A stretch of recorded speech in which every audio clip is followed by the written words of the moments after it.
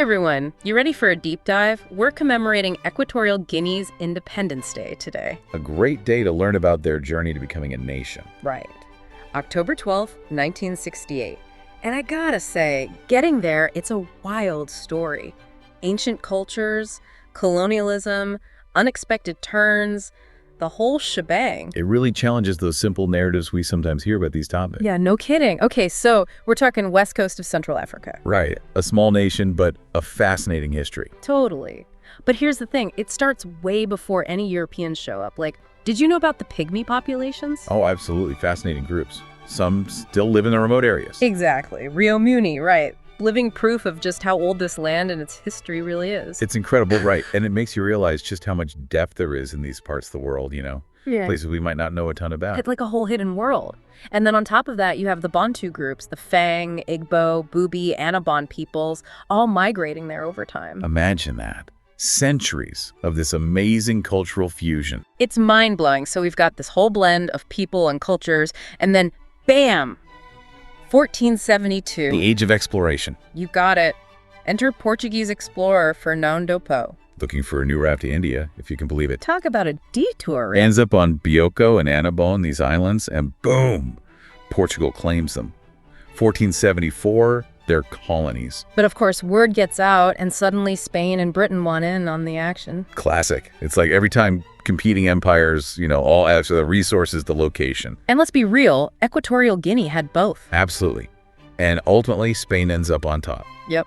Spanish Guinea is born. Sadly, though, we know what often comes next. Yeah, it's a familiar story, unfortunately. Exploitation. Cacao plantations, forced labor. Awful conditions. It's a dark period.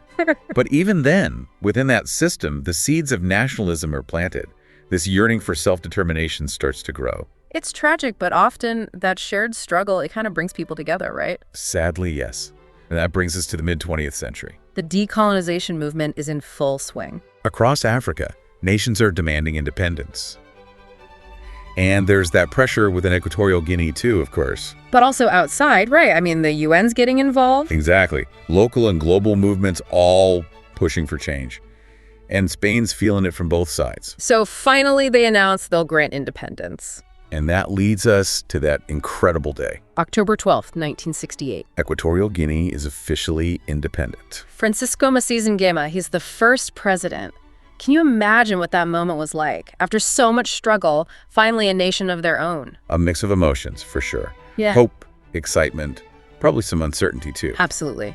But declaring independence, it's just the first step, right? Oh, absolutely. Building a stable and prosperous nation, that's the real challenge. And things don't always go smoothly. But we'll get into all that after the break. So much happening in those early years. Oh yeah, huge changes. But that shadow of colonialism, it kind of hung over everything. Definitely. I mean, 1968, Macias Nguema becomes president. A new era. At least it seems like it. Right, but things go downhill. And fast. It's like we see time and time again, right? Power shifts, but the problems remain. Sadly, yes. And in this case, it becomes about Macias Nguema consolidating power. 1971, he declares a one-party state. That's a huge red flag right there. Huge. And sadly, things just get worse from there. Repression, human rights abuses, anyone who opposed him targeted. It's tough to even imagine what that must have been like after fighting for freedom, only to face that. It's a dark chapter. And the economy, it takes a nosedive too. Oh yeah, I read about this. His policies, they were all over the place. Totally erratic. He drove out intellectuals, professionals, anyone he saw as a threat. So much lost potential. Skilled people fleeing. And the economy, it was devastating. I can only imagine. Yeah. And it's a reminder, right? Political stability, economic prosperity, they go hand in hand. Big time.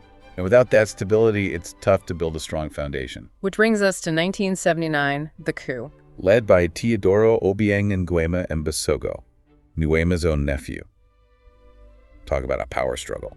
And this is where it gets even more complex, right? Because Obiang, he's still in power today. Over 4 decades. It's hard to wrap your head around that kind of longevity in leadership. It really is. And his rule, it's been complicated. Heavy criticism for human rights, suppression of dissent. We can't overlook those aspects. Absolutely not. But at the same time, you have this massive economic shift happening. And that's where the oil comes in, right? Exactly. Early 1990s, these substantial oil reserves are discovered. Game changer, right? Completely. Yeah. Equatorial Guinea becomes one of the biggest oil producers in sub-Saharan Africa. Wow. So their GDP, I bet it just skyrocketed? Through the roof. Infrastructure, construction, on paper, at least they're one of the wealthiest nations in Africa. That's wild. And I think this is the key question. Did the wealth trickle down? Did it benefit everyone? That's the million-dollar question. And honestly, it's at the heart of the debate about Equatorial Guinea today. Because you still see those issues, right? Poverty, access to healthcare, education. Exactly. So it's this weird mix, amazing economic transformation, but so much inequality. So much to unpack there. It almost feels like a microcosm of those broader challenges with development, right? Balancing progress with making sure it benefits everyone. Absolutely. And I think it makes you question, what does real progress even look like? It's not always about the numbers, right? No, not at all. It's about people. It's about those basic rights and freedoms. And the opportunity for everyone to share in a nation's success. Couldn't say it better myself. It's tough, right? You see these amazing strides in some areas, but then so many people left behind. It highlights this really complex issue. I mean, what does progress even mean if it doesn't benefit everyone? Exactly. And that's what makes commemorating Independence Day so, I don't know, kind of poignant maybe. Yeah, totally. It's not just about the historical event itself, right? It's about, reflecting on the journey since then. The good and the bad. Definitely. The aspirations, the struggles. And like we've been talking about Equatorial Guinea, there's so much to unpack. So much. And it makes you think about those simplified narratives we often hear. We like to put things in neat boxes. Totally. But the world, especially a nation's story, it's way more nuanced than that. It's messy, and you can't ignore those contradictions. The oil wealth, the human rights concerns, the political limitations. Exactly. And it challenges us to think critically, right, about what we value, what we consider progress. It's a good reminder that there's always more to the story. Always. And I think that's what's so important about, days like Independence Day. They make us stop and think. Exactly.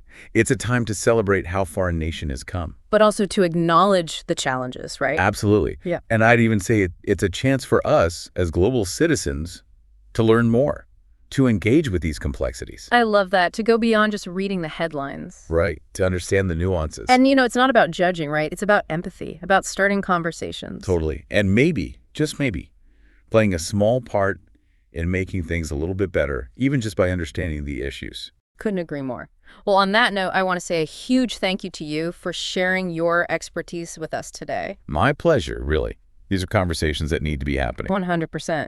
And to everyone listening, thank you for joining us on this deep dive. Keep exploring. Keep those minds curious. And we'll be back soon with another deep dive into a new topic.